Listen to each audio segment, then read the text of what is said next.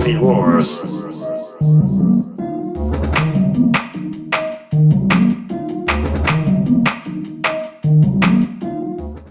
Ladies and gentlemen, welcome back to the Movie Wars podcast. Woo! We're back with my friend Seth, and we got an amazing guest here, Mozart Gabriel. How you doing, my friend? Fantastic. We're so glad you're here. Me too. Tell our people who you are. Hi, everybody. My name is Mozart Gabriel. I'm Navajo, and I'm Taos Pueblo, Native American. I'm a filmmaker. I went to Chicago, Columbia, but for high school it was the Chicago Academy for the Arts for film and storytelling, and then Columbia. And then after that, it was Vancouver Film School and a graduation of cinematography and production design. That school's very intense. It's from, you work from 8 a.m. to midnight every single day, including the weekends, and your longest vacation is 3 days. And half of the students end up dropping out. Yeah. And you have to work every single position. I think that in term 2, we have to work every single job once a day. And so it's intense. And after that, I got into Sundance. I was a writer for Sundance for a long time, a colorist for Sundance. And then I got a master's degree in stop motion animation, and another master's degree in color grading, and another master's degree in color grading. And then I got to my latest video that I did get to work with was Inamorata by Metallica, which was a really intense project. Metallica's wonderful. Gorgeous video. Thank you. Absolutely. Fantastic people to work with. And and I've been working in film professionally since... I have to sound very douchey about it. Here we are at the Filmmakers Lounge, and I've been working on film professionally since I was 11 years old. I worked for galleries for the Smithsonian, Harwood, and professional museums in the United States. That's and amazing. He also painted our most prominent set piece right there. Get that slap, y'all. Yeah. With each word, I got more excited about the perspective that you're going to bring. Because I just nerd out, and I like that you clarified the professional thing, because we've interviewed a lot of people for this podcast, and I also know a lot of people. Like I have friends that moved to LA to do it. Right. There really is a distinction between the career aspect of it and people that say they have a career in it. Yeah. I know a lot of people that post about their career in it, and I know they ain't doing shit. Yeah. So I actually really appreciate the distinction. Well, welcome. We're so glad to have you. This is a good movie to have you on too, by the way. Yeah. I am this weekend, next week. Yeah. It's gonna be Brazil. I can't wait. That's gonna be preview for next week, y'all. Even though we film these back to back, but you don't know that till now. I am so stoked. I've had this movie on my list forever. Before the Devil Knows You're Dead.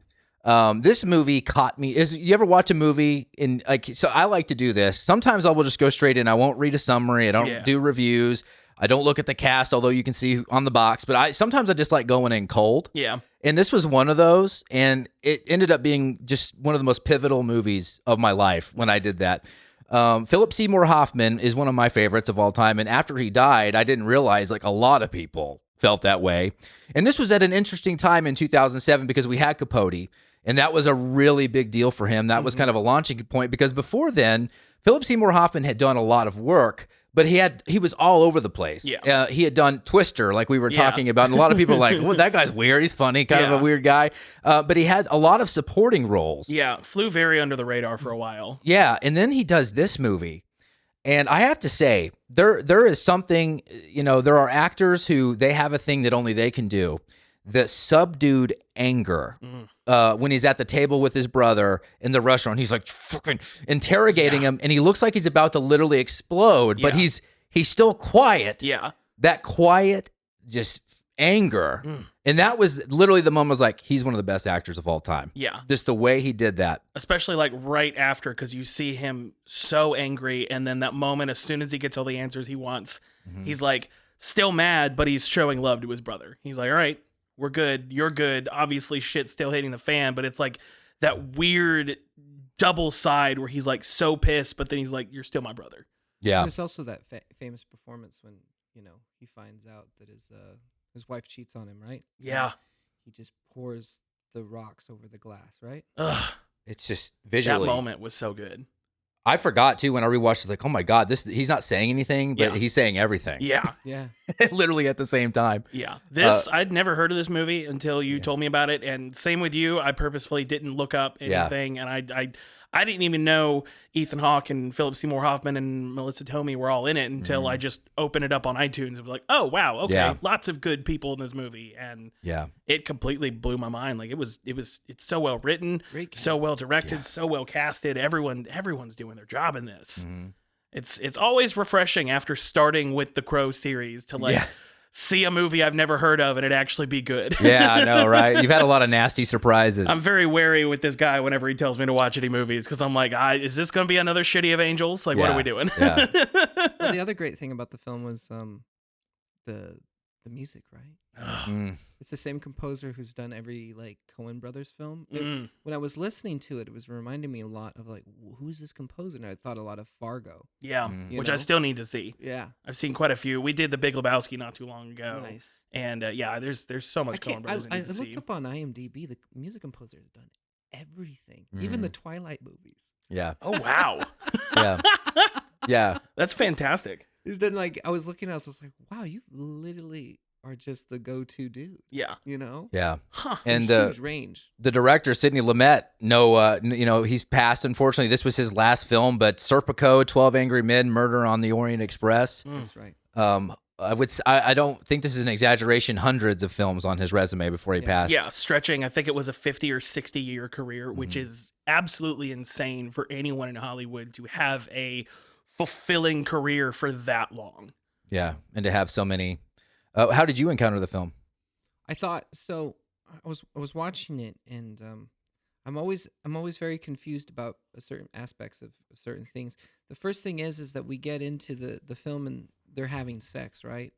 And I always think it's really interesting about the way that we use sex, and especially during that time.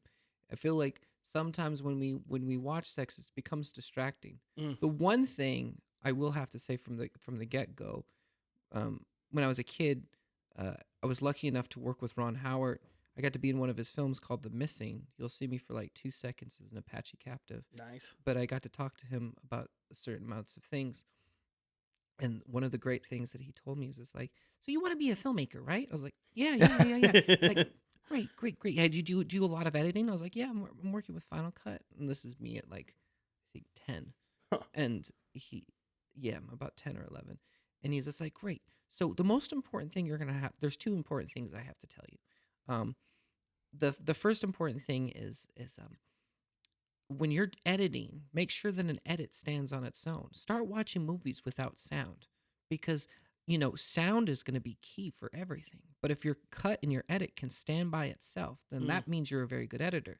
It's just like a great example is, have you ever seen The Italian Job that just came out? I was like, yeah.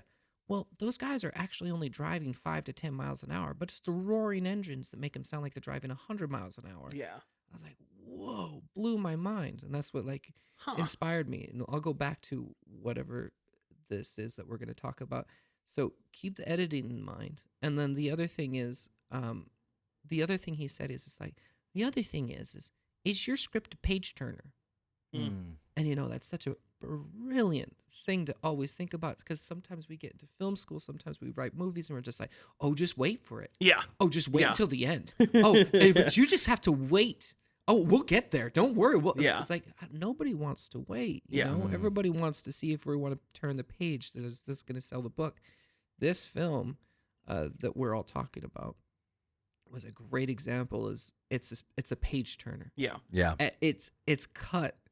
And the editing is cut like a page turner. Yeah. It's got like the Pulp Fiction kind of method of editing, right? Yeah, I was about to say, I kind of like the Rashomon almost style of Yes. how it's edited together. Yes, and I thought it was very, very, like it's all cliffhanger. Yeah. It doesn't give you the result because you're following everybody's path. Yeah. Mm-hmm.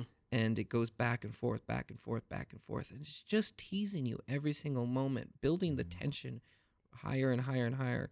I thought that was really brilliant. The only thing I did think about was I felt bad. I love female characters, and female characters for me are always so important. Miyazaki is one of my favorite filmmakers. I love teaching feminist screenwriting. And I like teaching feminist screenwriting because there's a lot of people who don't know how to write really great roles for women. Mm-hmm. And I just felt like the wife was there to look hot. I mean, Yeah. she was. There was a moment, I think, he's in the hospital and he's about to go take some drugs. And watch the movie again and you'll see her performance.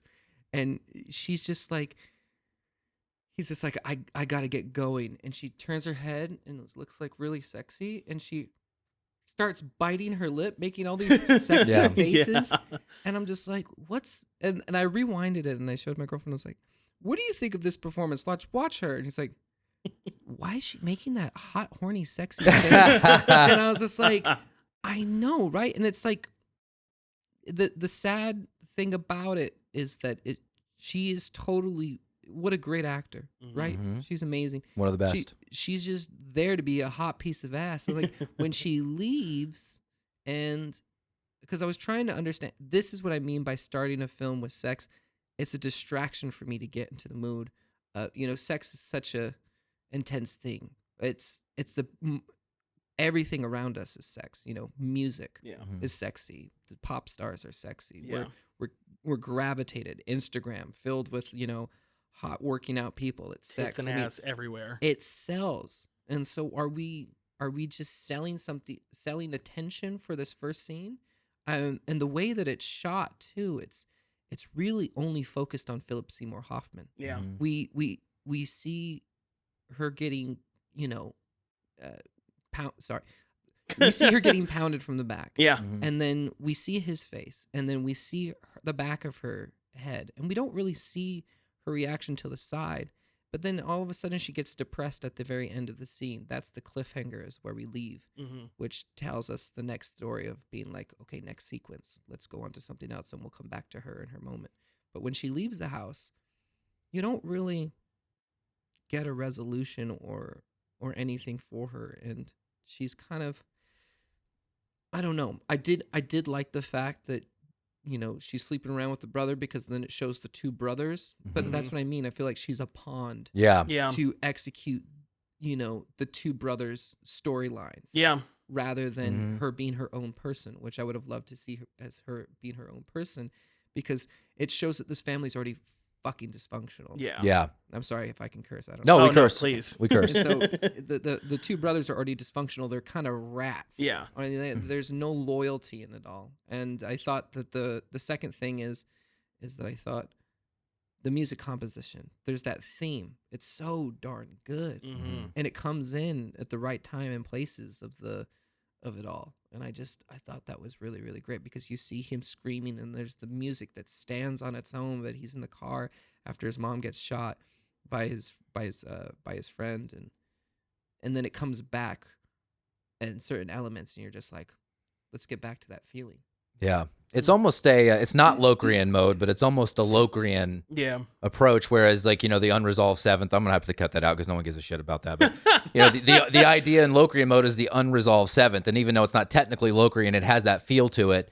And the music doesn't actually resolve either. So a lot like the characters, I thought there was a huge reflection between that music, where when it ends, you don't feel settled. It didn't end on a major one. It didn't end like where you thought it would.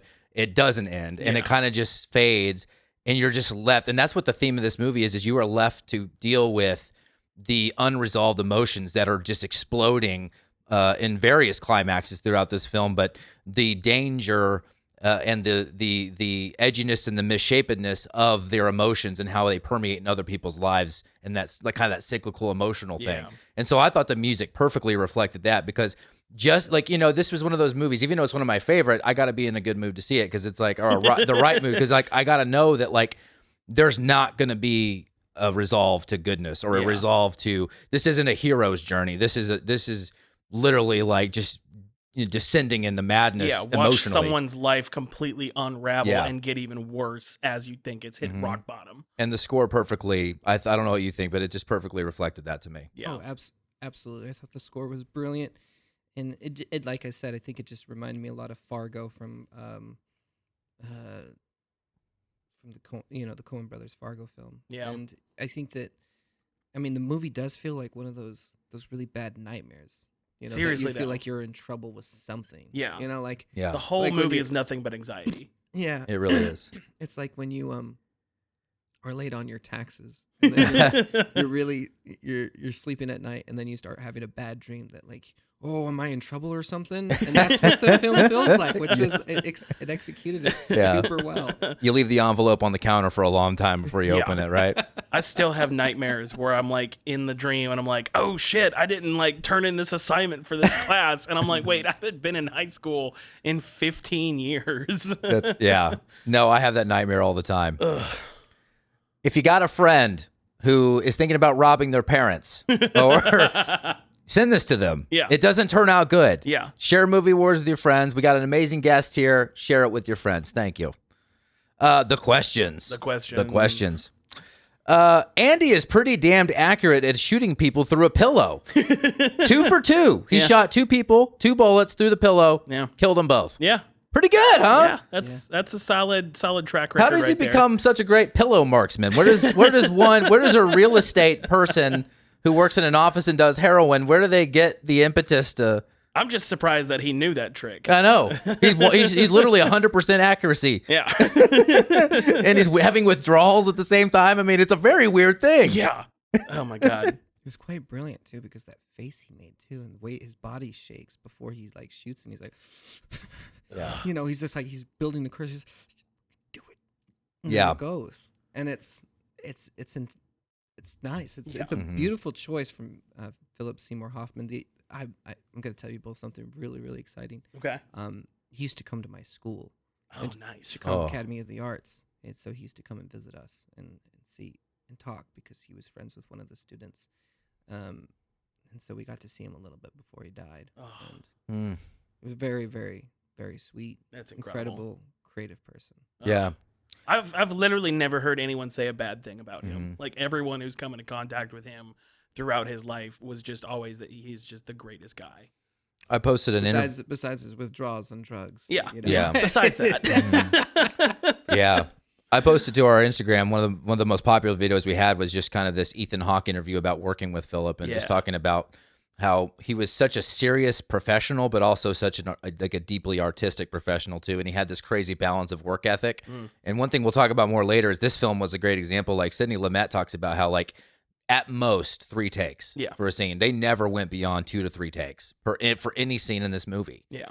You know- texted me that and I was like, that's what happens when you like actually rehearse and actually sit down as a director and get everyone in the mindset they're supposed to be in. You can get it done in as few, you don't have to Kubrick it and do 158 takes.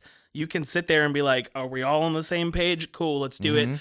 Get 2 or 3 little changes maybe, and then there you go. You can move on. Like it's not that hard if you do it right. It was weird hearing in the commentary because like he would say that about like the scene that I thought, that table scene in the bar, where I was like, that's one of the most emotionally complex scenes I've ever seen. Yeah. Yet it was 2 takes. Yeah. I'm just like, that's a professional, but also someone that deeply understands the craft. Absolutely. Totally. And I think that the more I've learned from being a rock musician as well and recording rock music, our producer Ken Riley, he's worked with Green Day, Paramore.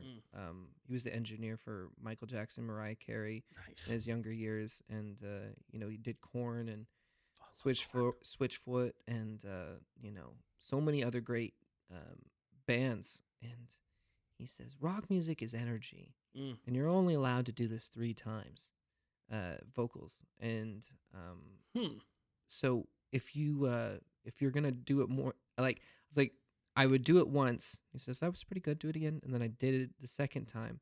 It's like, all right, you're fucking done. Get in here. And I was just like, wait, let me try. I was like, nope. I was like, but I feel like I can do these. It's like, no, this is rock and roll. I was just like, you can't fake it. You can't recreate it. It's like, you don't go on stage and redo it again. Yeah. It's like, this is where it's at. And you got to trust me. And I was just like, let me just try it, me throwing a tantrum, Yeah. And I go back into it, and it's just like, you can do it, but I'm not going to use it. And I was Wow. I'm just like, okay. And so, and I listen, and he's right. If you nail it that one time, then you're supposed to use it. And, it's about energy, vulnerability, honesty, being in the moment, not trying to recreate things. Rock and roll is not meant to be perfect or Yeah. perfected. It's not. Mhm. It's not a beautiful Billie Eilish album. You know, it's like great for her. You know, I love her music, Mhm. and you know, but I think she also admits it in her documentaries too. Is that she, you know, it's the whisper singing. It's like when she can't hit those high notes, and she can't project because she's been so comfortable in this being her space. Yeah. It's that's her venue. But, you know, when you get to the point where you want to expand your venue, you know, reach out and branch out. But I think that's what I realized when we worked on Without a Darker Reflection, working with Geth and Anthony. There were moments that I felt as a director, it might have been frustrating how many takes we had to do, and that wasn't his fault. That was our fucking DP's fault. You know, so many stories. adjusting the camera, and I've been there too as a cinematographer when I was, I don't know, maybe in the mid of my career. I've had to make adjustments, and I said, let's go for another take. Oh, rack focusing. Yeah. You know, rack focusing is always hard. Just trying to get the rack focused and working with a new team. Sometimes the dolly pusher is moving too fast and your AC is not getting the right moment of it. And then we have to go for another take. And then the actors are like, am I doing everything okay? And it's like, no, actually, you're perfect. Yeah. And I think that's the heartbreaking moment. If you do not have a strong team to capture something like what Philip Seymour Hoffman is doing, then you'll lose it. Yeah. But it also speaks volume for the energy of an environment of a crew. You know, if you're messing it up, then and if everybody's not tight in that form, then you're losing it. Yeah. That is something very interesting, because that particular scene, it's so simply done. Like, they purposefully keep the camera in like 2 or 3 spots. It never really moves. It just follows certain action, but they're not trying to do anything complicated. They're trying to let the emotion and the weight of that scene speak for itself. And I think that's probably what lended it to be able to be done in 2 or 3 takes, was the fact that they weren't trying to be all fancy with it. They weren't trying to do anything complicated. They just wanted the actors to be able to do their thing. Like, that was something I noticed throughout the whole film is, yeah, there would be some complex movements as far as like where the camera's going, some of the choreography of like, this guy's got to bust his way through a window after just getting shot. Like, there was some complicated things, but when you really got to the heart of the performances, the camera was almost never moving. It was always making sure that all of the focus was on who is talking and what they're saying. You bring a great point, because, you know, teaching cinematography, there's that scene where he goes and he goes to go shoot up at that guy's place, and he's sitting on the chair and he's talking about his job, and before that guy says like, get a wife or get a therapist. Yeah. But that scene, that is exactly one-on-one, like, great education of how to use a jib shot. Yes. That jib shot is so subtle and beautiful and perfect. It levitates down. That's one of my favorite new jib shots in history. I mean, my favorite jib shots of all time are the Mulholland Drive, David Lynch, inside the cafe. It seems like it's floating, you know, and it seems like you're out of body, observing, and you're like a ghost, you know.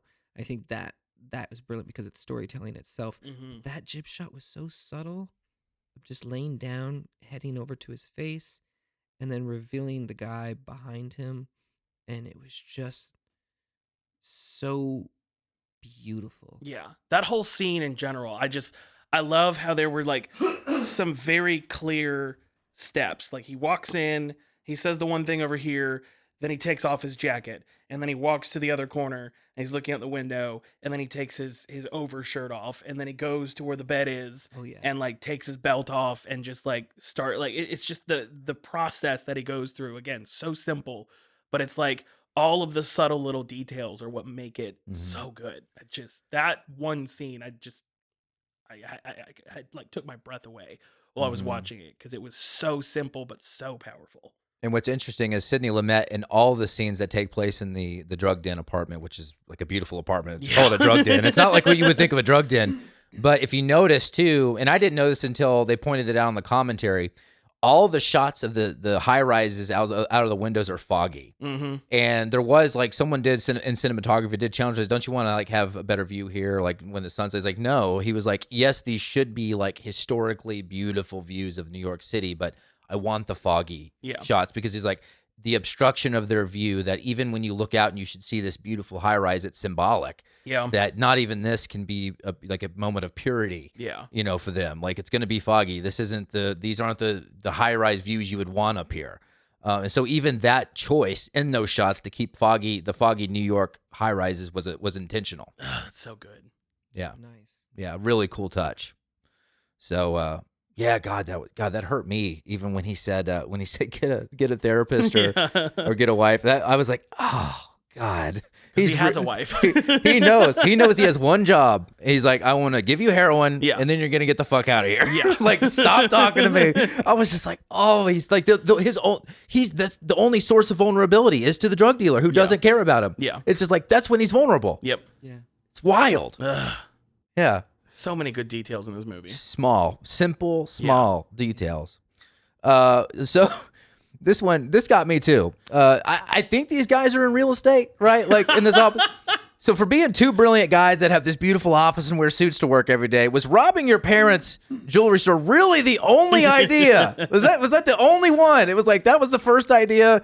And Ethan Hawke's character's like, sure, it's just like no brainstorming, no like, even a Ponzi scheme, just something a little less, violent, bloody. I mean, I guess wasn't he also embezzling though from the company? Like he was stealing money from the company. Like he's tried it all. I thought, but I also like, of course, this is an old idea, but you remember when old movies would have the idea of petty cash? It's like, oh, get the petty cash, and it was like for some reason, every person that works in an office has a tin can full of cash. I was like, is that a callback to? And if you think about it, Lumet's old here, and he's directed 100 movies. Maybe he's like, oh yeah, petty cash. Yeah, I don't know. Still a thing. I didn't know if that was embezzling, but no, it was 100% just stealing from the company. Yeah, Totally. Yeah. Well, I thought that it does seem like the safest thing, and to go and steal from your parents. Yeah. It's funny that you asked that question. The reason why we asked that question in film is because we didn't get to showcase the relationship between the father and the sons. Mm-hmm. We heard a small little dialogue of it, but this would be executed better if it was a TV series. Yeah. So if we're in a TV series, we could do the episode of building that kind of that trust between how the dad wasn't really there. Yeah, that kind of Ozark style jump back to before everything, like all the shit hit the fan, and have that one episode. Yeah. Yeah. And so like, but it's interesting. I forgot what filmmaker or screenwriter. Aaron Sorkin. Aaron Sorkin says, you're not supposed to, don't tell the story of side things that need to be happened. Tell the story of actually what's happening. Yeah. Yeah. And, we don't need to know the backstory behind this person or that person unless if it's relevant to what's actually happening. Yeah. And taking his master classes is so damn good.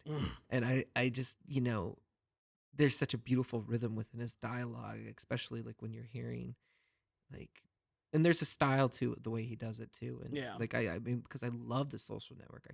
I can't tell you how many times I love watching that movie. That one's incredible. I absolutely loved The Newsroom. Like I love the not even quippy, but like you said, just the rhythmic dialogue between all of the characters. It's so well done. Yeah. And so I think about what Aaron Sorkin says in just tell the story of what's happening. Mm-hmm. The story isn't really about his relationship with his dad. The story is about them robbing their parents. Yeah. Mm-hmm. And so that's our focus on this film. So we can forgive those moments. Yeah.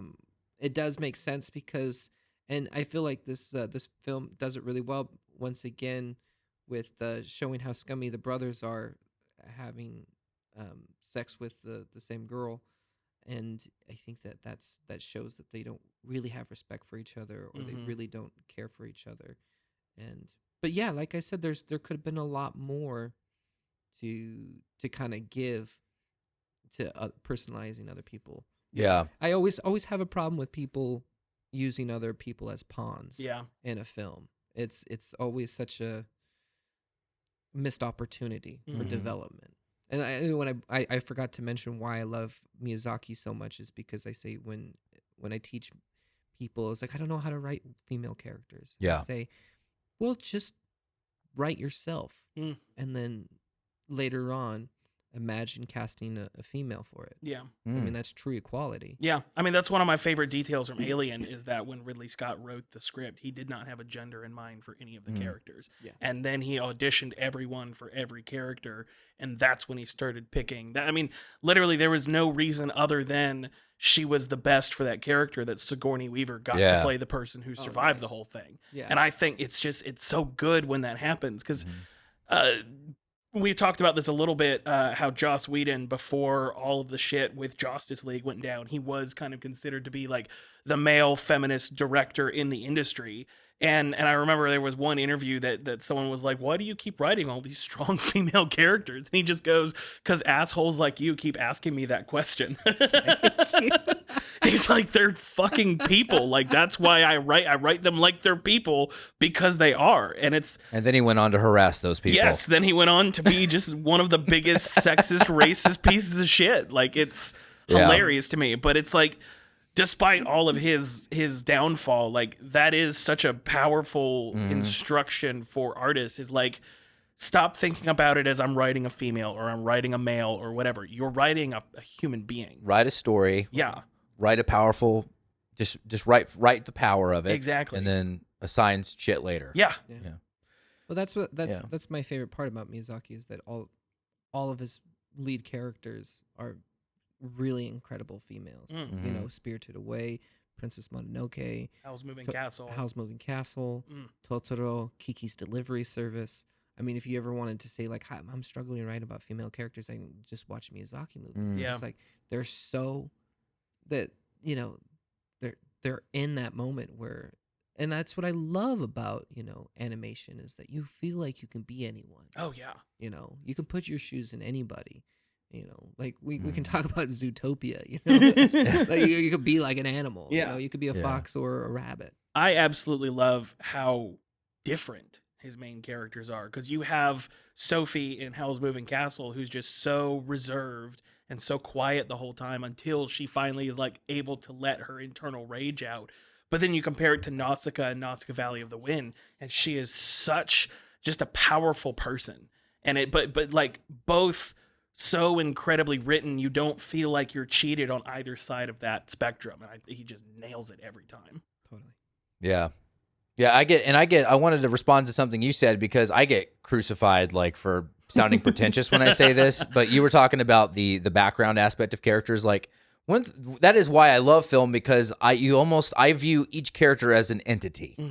And I got absolutely grilled for using that word, you know, by somebody. I can't remember. They're like, oh, you're so pretentious. I'm like, just some rando, dude. Oh, just someone on the internet. Fucking internet person that their profile picture was someone probably who like hates you for calling their them real the estate. Deftones. Yeah, the Deftones. You know, but you truly like, and I think Finney, Albert Finney, the dad here, is the best example of that. Like, we don't get a lot of the backstory. You get it here and there a little bit, but the way he's performing that and acting that, like, I think he's filling in the gaps, you know?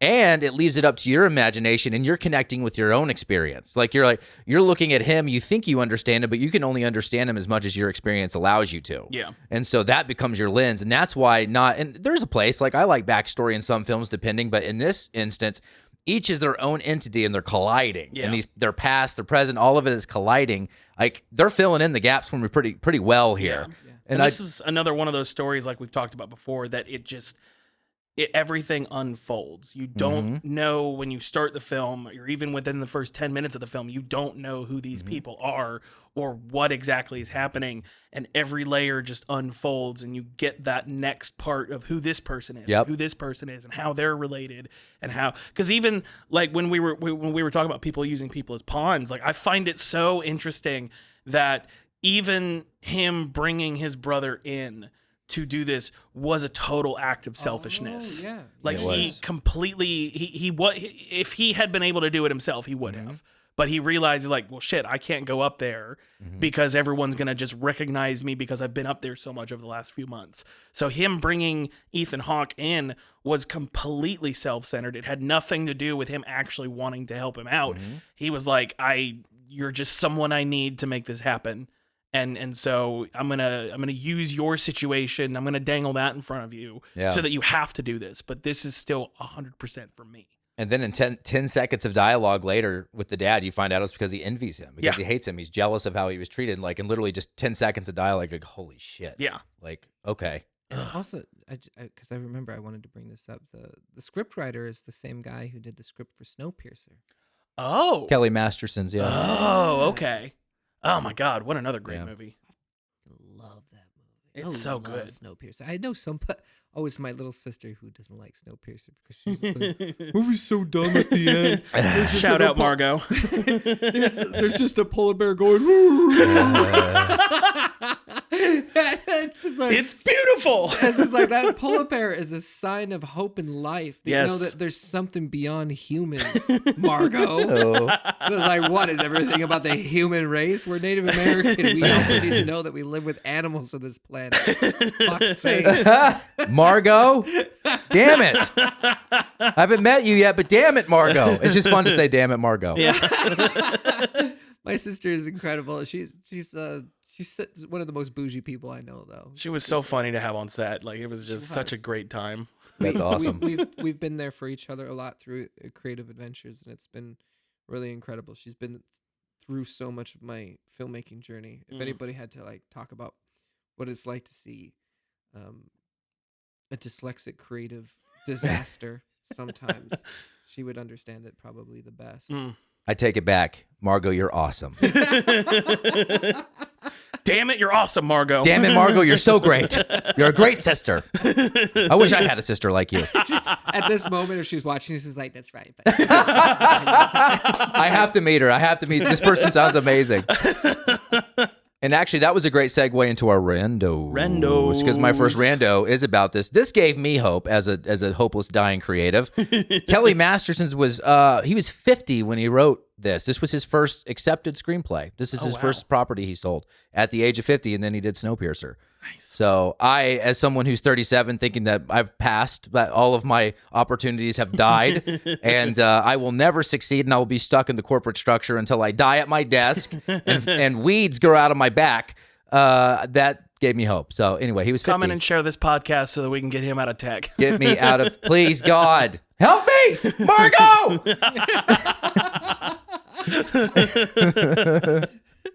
Right. Oh, it's amazing. Yeah, no, especially with opportunities and whatever it is I've done. Let's talk about pretentiousness. I love it. Somebody, just to let everybody know who is a filmmaker, who watches film, who's anybody who's like obsessed with film. You're all pretentious fucking assholes. Yes. And I am too. And that's okay. I mean, I've tortured so many girlfriends. I feel so bad for them to us talk about, here we are at the Filmmakers Lounge, and we're going to just talk about so-and-so. But what about the lighting? Oh, that was an f-stop of, like, it's just... Look at those 20Ks. I know. Oh, my God. I love me a 20K. You know? It's just like a little clothespin is called a C47. That's how pretentious we are as filmmakers. If you don't think... I mean, Give me the stinger. You went into it being pretentious. Who calls... a little tiny clothespin? It's like, can we get some C47s on this white Promise? You know, it's like, I need a 50-foot stinger. Firing. And so I've made over 3,000 videos.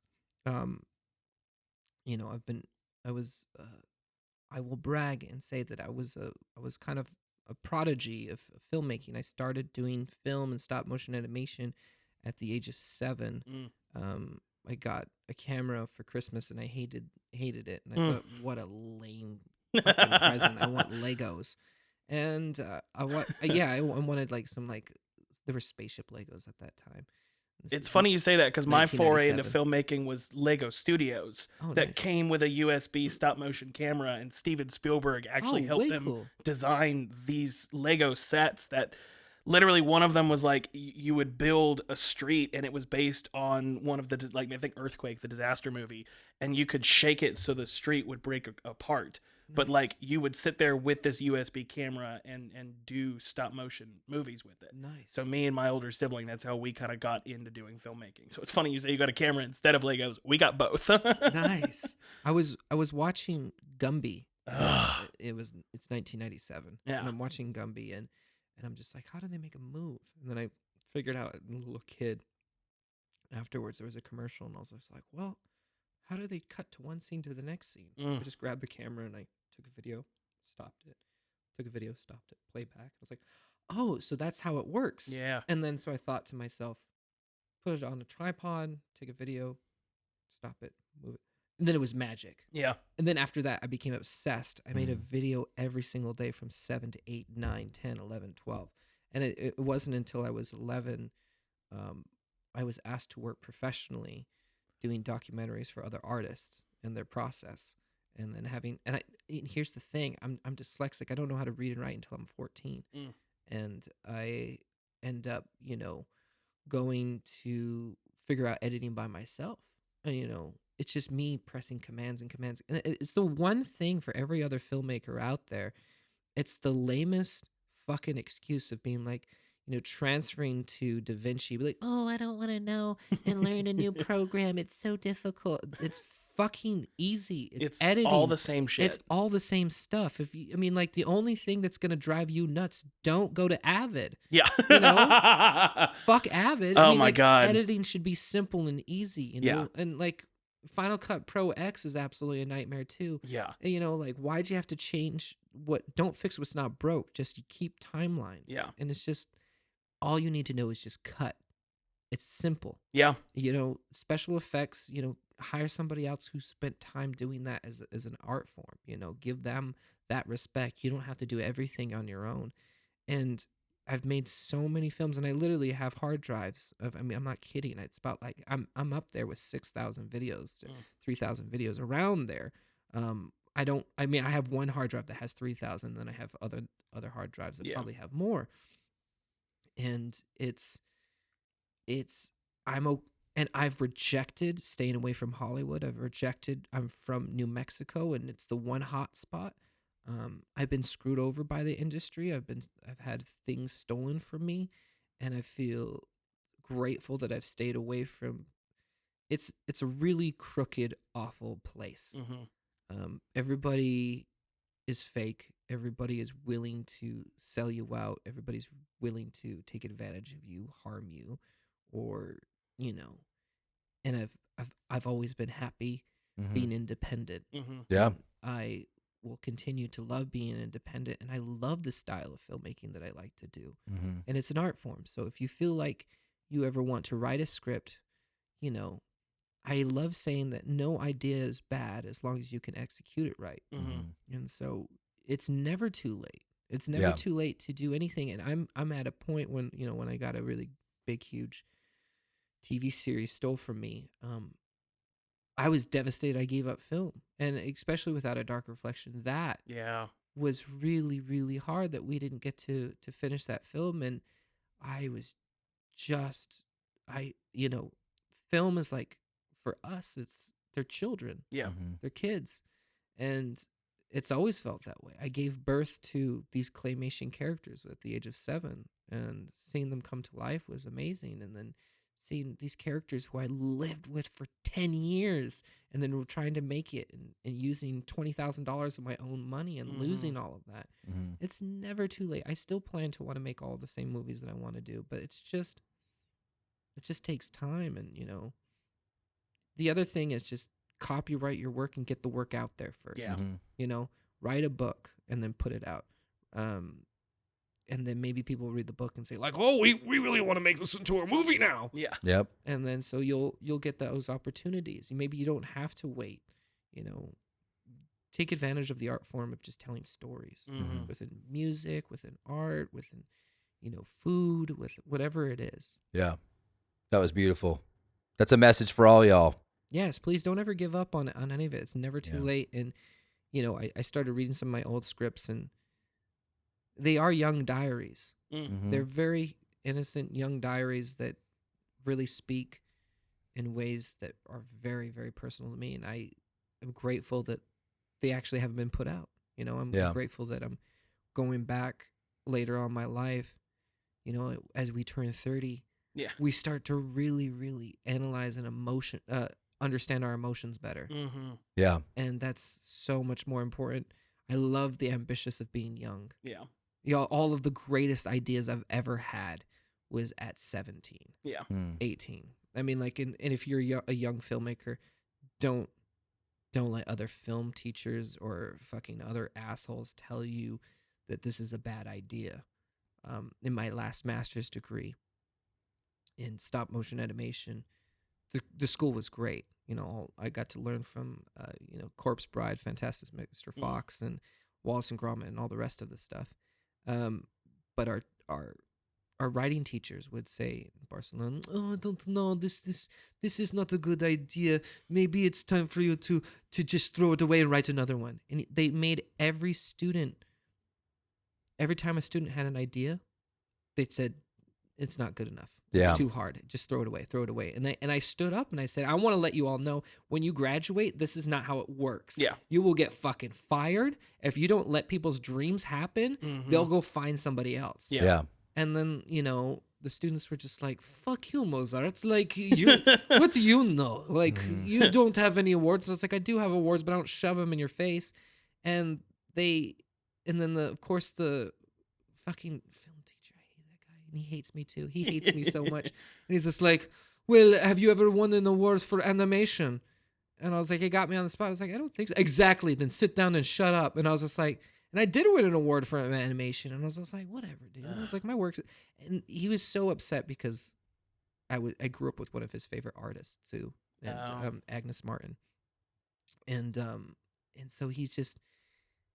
It's terrible how people will tell you your ideas are bad and tell you to ruin them. Just stick with it. Yeah. Your perspective and your vision is yours, and get it out there. Somebody's gonna love it. Even if it takes you to 50 to get it out there, like, hold on to it. Don't throw that stuff away. Absolutely. Yeah. And it's okay for us for some of us. Like we just talked about how we don't. I heard you hate CGI. Yep. Yeah, I fucking hate CGI. I hate it. Fucking over it. Me too. And some people just love CGI. Yeah. That's not for you and me. No, bro. No. It's not. Again, I got crucified for that too. Oh my Yeah. God. Thank you for inviting me to the fucking dramatic world of Snyder fans, by the way. I was like, oh, cool. So Seth wants to do Snyder stuff. I've never really cared, but let's do it. I told you it was going to be volatile. I am in a world of hurt. Someone called me fat on TikTok on one of our videos because of my opinion. Like, fat guy doesn't like CGI. I don't. And I've lost 40 fucking pounds. 40. My favorite is still us talking about Henry Cavill, and the one guy's just like, "Yeah, those three guys have a combined testosterone level of 0.56, and I just responded, "That's still 0.55 more than yours." I've made 4 children. 4. I've been married for 15 years. Talk about testosterone. That's incredible. Congratulations. Thank you, brother. I That's appreciate a that. beautiful thing. Yeah. That's really good. I love it. It's my life. That and Seth. And you now. welcome to my hell. Next rando, Sidney Lumet. I actually wondered about this. The scene where Marissa Tomei's trying to leave, Yeah. when she's toting the bag. Yeah. The reason that was so Such a awkward good is moment. he filled it with weights. Oh. Because metaphorically, he wanted it to be like the weight that she can't handle of the situation. And so he loaded up, and that's why she's like, and he didn't give her directions on how to leave the room. He said, "Here's a really heavy bag, just figure it out." Yeah. And so that was her actually as an actress, never having done it, just trying to figure out how to get up these awkward stairs. And she's going sideways. Yeah. And Philip Seymour Hoffman just... I love that moment. That moment where she like almost gets the door and then just stops and is like, "I need money." Yeah, I know. I love that so I was much. like, oh my God. So going back, I love what you said about the intro sex scene earlier, because I'm not a big fan of like using it as a certain mechanism either. It can cheapen art, I think, sometimes depending on the context. But originally there was a new ending, or there was an original ending that Kelly had written where Gina and Hank were going to be in Rio together. Oh. And that was the original ending. So it was like a bookend. So it was going to be like them talking about Rio at the beginning, and then Hank and Marissa after Andy dies, they were going to go to Rio together. And he actually did not, the first time he saw it, he did not like the new ending. I was about to say that. I don't know if that would have made it any better. Yeah. Like, I do like the idea of bookending it and having that contrast of the two of them there first, and then the other two, or her there with the other brother. But I kind of think this ended really well. Yeah. As far Agreed. as like, Mm-hmm. this is the end of this moment. We're now leaving the story. Like, we don't need to know what happens to everyone after this moment. And I think Yeah. it kind of would have cheapened things to have like that happy ending kind of situation where Ethan Hawke's It character would have gets to justified experience. it. Yeah. Mm-hmm. Yeah. It would have justified everybody's actions if Yeah. that was the case. And the way that we tend to think, who should we blame? Mm-hmm. The script was really well done because then, the fault all ends up with Philip Seymour Hoffman. Mm-hmm. And, he was the one who killed everything. He's the one who started everything. It's Yeah. nobody else's fault but his. He Yeah. started it, and he ends with it. Yeah. And that's why the script ends up so well the way that it is Yeah. I agree with that. on Mm. this. Also, did anyone else, like, maybe this is my dumb brain, but like the first thing I thought was Frankenstein, because it's like he killed his own monster because he made him the way he is, because the way he raised him, it's like he put his own monster out of his misery. Yeah. Yeah. I like that. I was like, holy shit, like that's like he made this monster by raising him the way he did, and then Yeah. he closes the book on him and puts him out of his misery that he created. What a Yeah. moment, too. Yeah. Just that moment with the pillow over his face, and like you see it all in Oh. the dad's face. Sick. I was literally sick to my stomach. It was so funny because like there was so many, which was really, they tried to make a great plan and everything messed Yeah. up. And here's the dad with the best plan. It was that simple. It Yeah. was like, let me just put these on my chest and my Yeah. body and then suffocate you and then put it back on. Mm. I was like, wow, that is really masterful Yeah. than everything else that his kids did. Yeah. And that even speaks volume in a different direction. But yeah, I thought the scene when they're separating and she's heading out with the bags, I thought, because I just got through a divorce and I'm still Mhm. friends with my ex-wife. I love my ex-wife so much. It's just not working for us. But I remember when we had to separate, and she's not financially stable, and sometimes I have to be under. Here's the thing: my ex-wife never cheated on me, but the other women I've been cheated on by like 63 different people, Mm-hmm. and I just finally got to a point where I'm not jealous, and I don't get upset when stuff like that happens, and it really has made me understand a little bit more about. I think that's what I love about being a filmmaker too, is when you get to experience so much of life, you start to understand all perspectives. Mm. And that scene where he's just sitting there being all like, oh, well, the love is gone. So it's honest in his performance of just saying like, Mhm. I can't be mad because I literally just don't love you. Yeah. And it's just like, it's not like, why she goes, and you can see at that one moment she was sleeping with the brother because she wanted incredible amounts of emotion from him, Yeah. any kind. Feel Anger- anything. Anger would have been amazing for her Yeah. Mhm. because and I know I've been in relationships too where, my significant other wants me to be angry Mm-hmm. because something is happening in their life and that's a distraction for them. I mean, even that moment where she's like, "He loves me," and Yeah. there's no change in Philip Seymour Hoffman's face. Yeah. Like, he clearly, like you said, is just mentally, he's over it. And the way he plays it. So good. Yeah. Yeah. Ugh. And so I thought that scene was really interesting. But like what I said before, I feel like, thank goodness she's such an amazing actor. Mm-hmm. Because like it that performance really translates a lot for all the missed opportunities we could have had her be more of a developing person. Yeah. Because- I mean, just straight off the script, that she could have been such a pathetic character. Yeah. And I think she brought enough weight to it that even though she could have been written better, she brought enough weight to it that she still ended up standing out.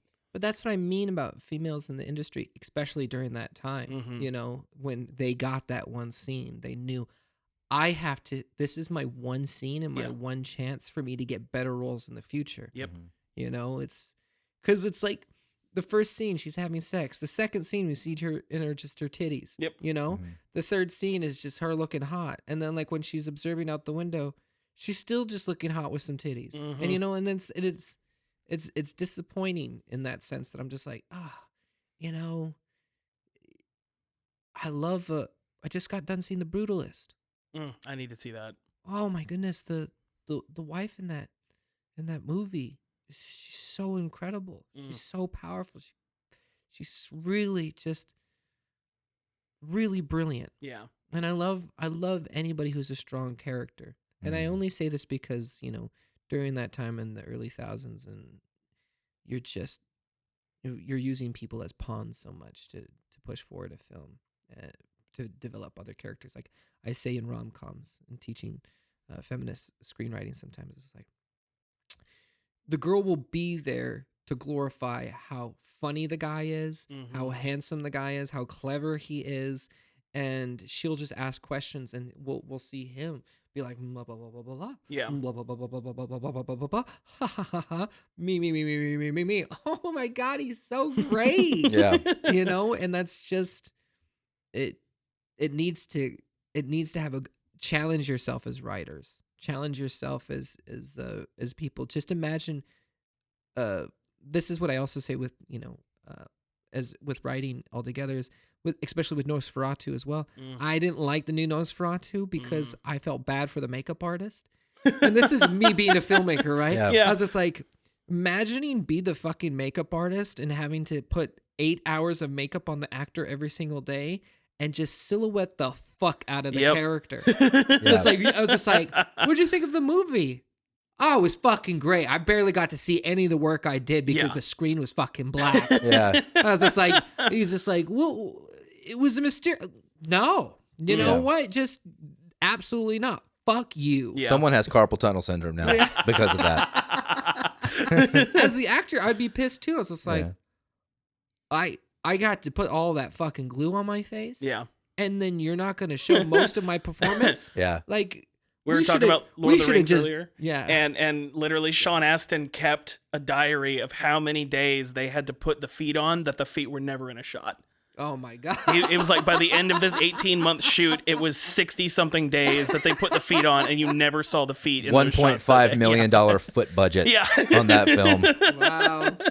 So no, I get. I think that's I get that. So whenever you're a filmmaker and you're writing something, please be considerate to the whole department. Yeah. In that sense that, like, it'll save yourself some budget too. You know, like, do you really need this? Mm-hmm. And like, does that really progress the story, or is, like, you know, just imagine you're on the set and you worked all those hours and you get no credit. Yeah. Yeah. You know, and you get, you're an actor and you get rejected so many times every single day. You get rejected every single day. You've been rejected 500 times, and then you finally get a role, and then you're just looking hot, and then you got to sell it out. Like, you know, write that person a better role, because then it will challenge you as a filmmaker to make something incredible that you never even knew. Yeah.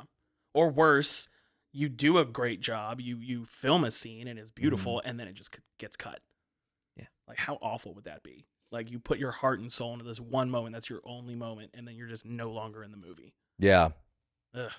Going into the rando for the second half of that scene, so when he's destroying things, we talked about it earlier. So this is crazy. I actually didn't pick up on this till the commentary. He only directed Philip Seymour Hoffman to destroy things that belonged to her, because he wanted, so the rocks, that was apparently her decoration, the lamp, the plant, because he wanted to show how concentrated his anger was. He can't feel any emotions, doesn't express any emotions, but he's like an expert at anger. He's so concentrated and focused that he only sought out her things and destroyed those things. I love those details where you don't know it as a viewer. Yeah. But clearly, I mean, it goes back to like how Johnny Depp wrote like a 50-page character outline for Jack Sparrow. Like, so many things that we as viewers will never get to see, but because he has that depth of knowledge, it comes across whether you realize it or not. And that moment, I didn't realize that, but that makes so much sense, that he's walking around and now that she's gone, he's able to let that anger out because he doesn't want to let her win.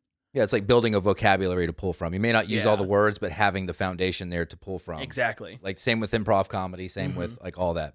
So it was nice because he was so gentle. Yeah. Yeah. He was gentle about his tantrum. Yeah. That is the thing, is like most of the time you'll see scenes like that and they're just throwing shit and screaming and everything. He's so calm. But you can feel the anger as he's doing everything that he does. He's just so calm in that moment. That's a great example of being stay true to your character. Yeah. Yeah. It's funny you say that, because I like, just when I subconsciously think about this character and like when I'm not watching it, I think about him as such an angry character, but he really is stunted anger. Like he won't he's screaming at Ethan Hawke at the table, but he's not screaming. Yeah. You know what I mean? Like, he's angry, he's foaming, but he's still like anger whispering. You know what I mean? Like, he's angry, but it's so like capped. It's so weird. Yeah. Yeah. And that says a lot about an actor too, because he did it so well in Punch Drunk Love, right? Yeah. He did the anger so fucking powerful. God. Like when he yells back at Adam Sandler. It's because like you think Adam Sandler is like this, like, yeah, he's got it. He's the angry guy. It's like, and then you meet Philip Seymour Hoffman. You're like, oh no, he topped that. He won the Lion's Roar in that one, and so it's fantastic to see that he didn't just go with what he knew in another role or like something else. It's like he did this way. Yeah, that's awesome. It's awesome. So good. And then a different version of that, like more subdued, in Magnolia. Yeah. Like another Paul Thomas Anderson film. Like, his character was so interesting in that too. He was more like kind of like narrow in terms of his emotional scope, but like just a totally different version of that in that film. Yeah. So good. I know. Sign me up for the Paul Thomas Anderson fan club. Last rando, Steven Spielberg called Sidney Lumet after this film came out and said he was blown away by the movie because from scene to scene, he literally shifted his sympathies between characters every scene. Like, he like went from that's the good guy to that's the bad guy. I put my sympathy here. And he said, even though it was frustrating, every time new information was revealed, he like picked a new person to put his chips on. So brilliant. Yeah. Like you said, like every moment of this is a page turner. Yeah, it's like, it's your script a page turner. Yeah. Yeah. I love that. I love that Ron Howard said that. He's that dude has had. We're talking about eventually doing a series of like looking at directors and they're just absolutely absurd careers. And I think Ron Howard is like up in the top of that, starting off as fucking Opie in the Andy Griffith Show, and then going on to direct things like A Beautiful Mind, or even The Heart of the Sea, which I thought was a visually insanely beautiful movie. Yeah. But like just everything he did in between is just, it's so crazy to watch out where he came from. Shall we rob our parents? Let's do it. Shall we scream quietly at our brothers? Let's war. As a reminder, yes, we love it. We dig it. Rio, because that's the beautiful haven where apparently they had a good relationship. And then Chico, because Michael Shannon was absolutely frightening when he called Hank Chico every time. His eyes, I'm like, oh my God, that's not a good Chico. What a terrifying motherfucker. Every time I see him in one of those roles, I just love him more and more and more. One of the best. Yeah. One of the best. All right, top bill cast. Philip Seymour Hoffman, Ethan Hawke, Albert Finney as the father. What do we think? I mean, I got to go Rio, obviously. Like, as we have been discussing, everyone just brought 100% of what they needed to the characters. And it's like, as we've even been talking about it, the characters themselves are not that complex. They all have very simple, specific motivations for doing the things that they're doing. But each one of those actors really took that simple motivation and let it bloom into something incredible and something that felt way more complex than it actually was. So Boom. Rio for me, 100%. What do you think? Same. Yeah. I mean, that was just insane looking at that cast. I mean, I love all three of them. And, you know, it's like everyone in that film was incredible. Yeah. And, Yeah. you know, it speaks volume to see such great performances from a great director as well. You know, because it's you can have a good actor, but then also having the right script and the right, you know, director is always going to help. Yeah. Love it. Same, Rio. I think there's a lot of emotional complexity being displayed simply. I think there's not a lot of fanciful anything here, but there's some really strong performances that are kind of actually, and when you look at the whole movie, it's quiet. It's a pretty quiet movie. There's not a lot of like loud moments to this movie, but the emotions are loud. They feel searing and like you're feeling it. And that's because these performances. And Ethan Hawke's another guy, like, I love Training Day. It's one of my favorite movies of all time, but I really didn't get deep on Ethan Hawke. You know, I kind of thought that's who he was. You know, you kind of, that's how it is with actors. Like, you kind of think who they are based on what you've seen. Yeah. You can't watch everything all the time. We're watching The Northman for next, and I'm rewatching it, and then I forgot Ethan Hawke's in that. I'm like, God, like having just watched this and then watching him in that, I'm like, God, this guy's got some dynamic range. Well, last year I saw the Before trilogy for the first time. We were talking about this on the way over, and those are such densely dialogue-based films, and yet watching as his character changes, because each one was shot like 9 years apart, and they take place with, you know, that 9 years separation, and watching what he brings to, it's nothing but dialogue. Like the very little actually happens in those movies outside of them discussing all the philosophy and about love and everything. And watching him in something like that and seeing that he can handle the weight of nothing but dialogue, and then move over to something like this where I feel like he doesn't speak even as much as some of the other characters do. And he's still, like, you feel every moment of his anxiety throughout the whole film. I think he killed it. He's so good. Love it. 1-0. We're hanging out in Rio at the moment.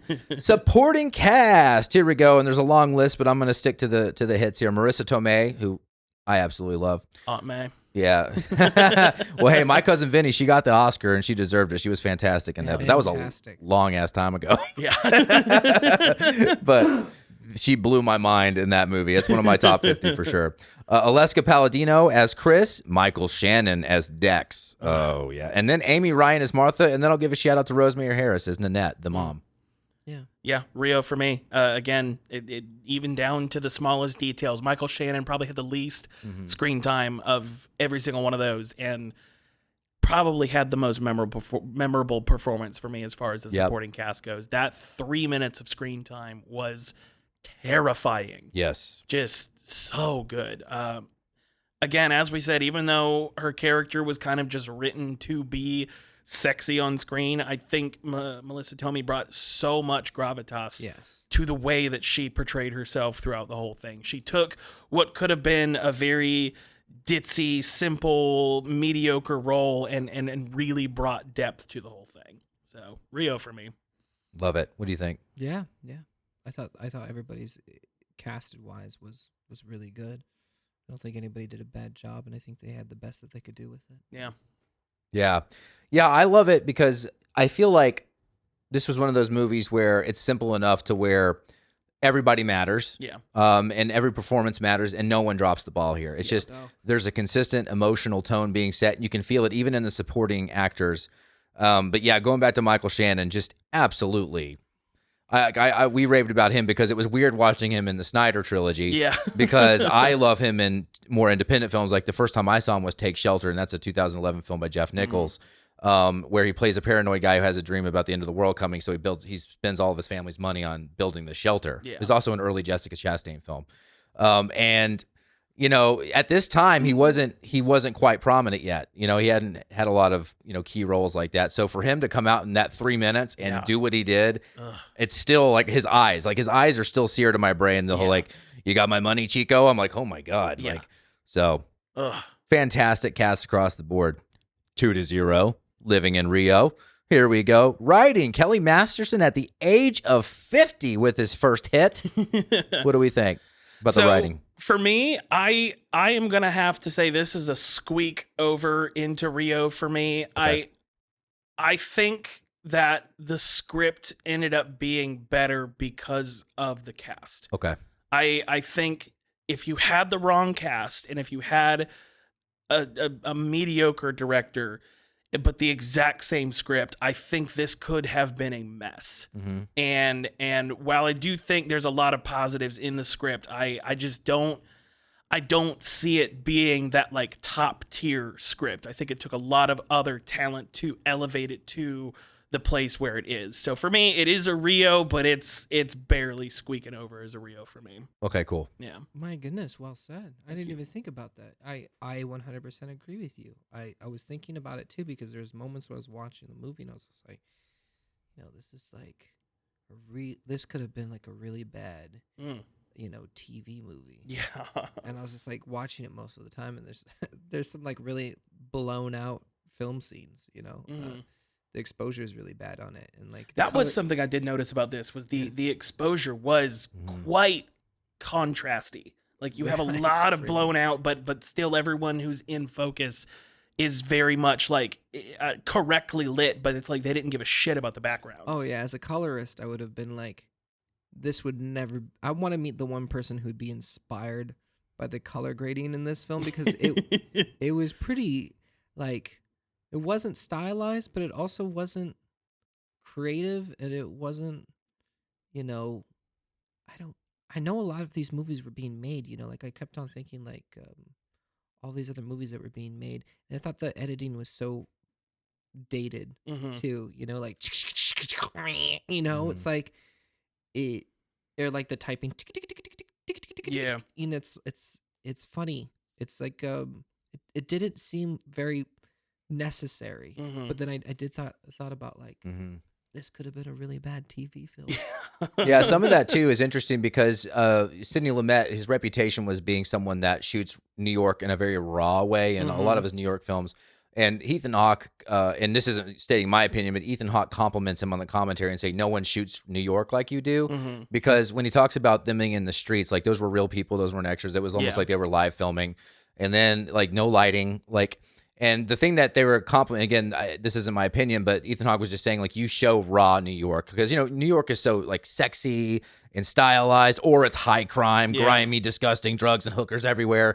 Like, he just wanted New York to be New York, like, on a typical, like, a Wednesday afternoon. Yeah. Is what he was trying to capture. And that's why I think the lighting, especially outdoor shots, are they look like sunlight. Yeah. I mean, you could always fix that with, an ND filter. Yeah. And some of those outside shots. I mean, like I kept on saying, put an ND filter, because when something's blown out that bad, it becomes distracting. Really? Yeah. And then it becomes I gotta sneeze it. Bless you.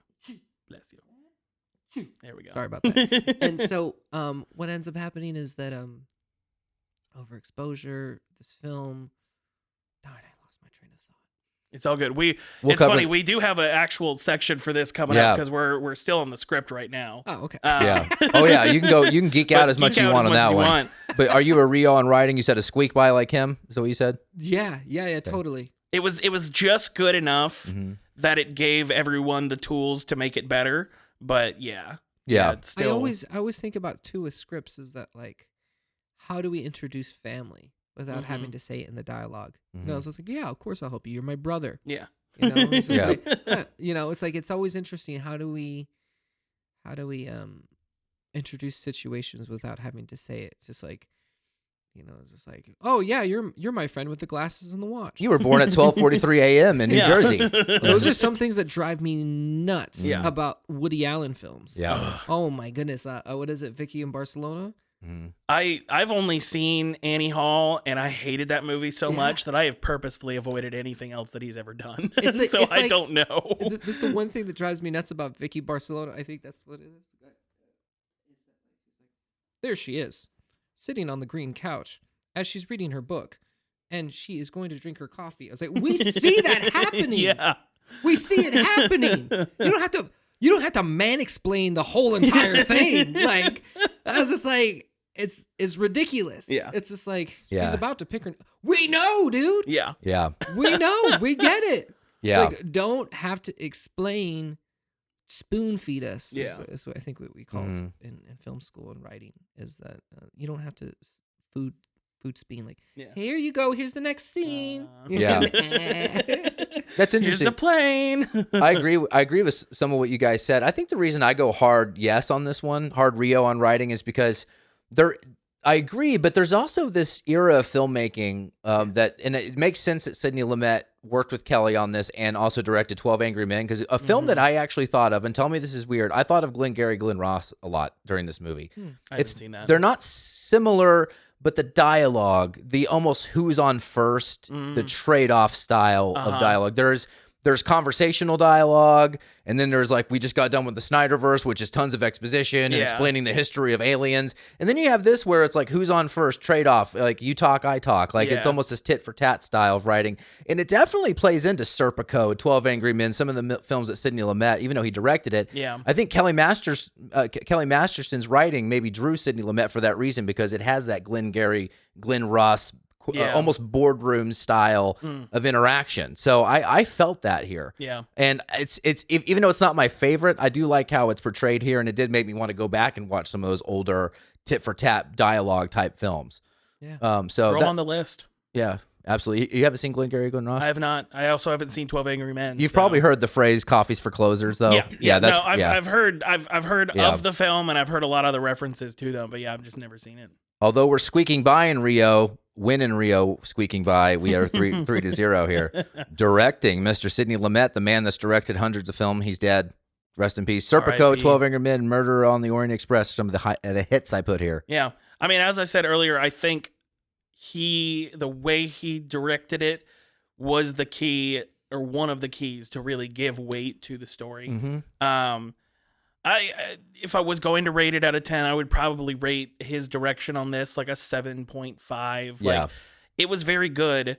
Some technical things that we'll talk about in the next section. Like there are some questionable things that he, and as a director, it would have been his job to make those things happen. And if they look blown out for whatever reason, like that was his artistic choice, sure. Questionable in my opinion, but no, I think he did a very solid job with this, and so yeah, I'd give it a Rio. Yeah. What do you think? I agree with everything you said. You too, on we're on the same page, Emerald like, Couch Committee over here. It's like well said on all of it, because I'm with you on all of it. Like the only thing I'm standing for is the giving female characters a better role at that time. It doesn't ruin the film for me. I still think the movie is great. Yeah. I just saying missed opportunity in the sense it's just like I said, it's just that's the only funny thing about it. Everything else was really good, and I said it before that great cast, but I think the direction really really really helped a lot for the actors. Yeah. And putting it all together. I can't really complain. Yeah. Yeah, I go Rio here too, not to just put the frosting on the cake here, because I love this movie so much, but one thing I like, there's I have like two schools of thought, like, and I think Nicholas Winding Refn being the most extreme and my favorite version of this, because he's a top 5 director for me, but love that filmmaker. he's incredible. Love him. He's incredible. I'm trying to get him on for an interview, and we had one, and then he had to go to Tokyo. Like, we're this close. He's going to come on the show. What an asshole. No, go to Tokyo for work. Okay. I love you, Nick. You can do whatever you want. You can do it. You can say no to me, call me fat, whatever you want to do. Not you trolls. But Shut Nick, up, Reddit. If you ever do get him, please just call me. I'll be here. I'll call you. And I'll bring my 2 fancy cameras, and we'll Let's do it. There we go. Like, I would love it. I'd love to have. I would actually. You could help me write better questions. That's for damn sure. I'm gonna feel like a simpleton. Be like, I really like your movies. But he's top 5 from, but he leans into his exaggerative, like he talks about this. He's like, he knows that he's a lot, and he knows, and he talks about being self-obsessed. Like, those are his words. Like, when you watch Drive, the commentary, exactly. He's like, I care about my vision more than anything. He's like, I'm obsessed with my thoughts, and he wants to live in that. I also think, as much as I love that, there also is this limited idea too, where like this movie could have, like, there are a lot of moments where it could have become like an Ayn Rand style, like, how when you read like Fountainhead or Atlas Shrugged, like it's a good book, and then in the middle of there's a 50-page, like it's like she cut and pasted out of a philosophy book, and it's no longer a piece of fiction, it's like a philosophy class. Like, there's a way to weave stuff in. And this movie could have gone to that territory, but I saw a lot of like him limiting that inhibition and staying on message and really letting the performances. That's where I think the biggest directing thing here is that he let the performances deliver that message. Not a lot of backstory, not too much exposition. Literally just the facial expressions, the space, the breathing. Like, it's a very real feeling movie. Yes. Like it feels like it's taking place in our world, versus how we were talking about Drive a couple months ago. How Drive while it does feel like LA, it feels like a very shiny version Yes. of LA, an almost fantastical version. An of that. empty neon LA. Exactly. Yeah. This, even though you're not really ever in the city, most of it is taking place like outside in the suburbs. Like it all feels very real. Like I was looking at the setting where the jewelry store was, and I was like, this looks like where I grew up in Canton, Georgia. Like this looks like it There's could an be Aldo any suburb. shoes. Yeah. I know. I bought shoes there. I was like Aldo and Express. You know, Yeah.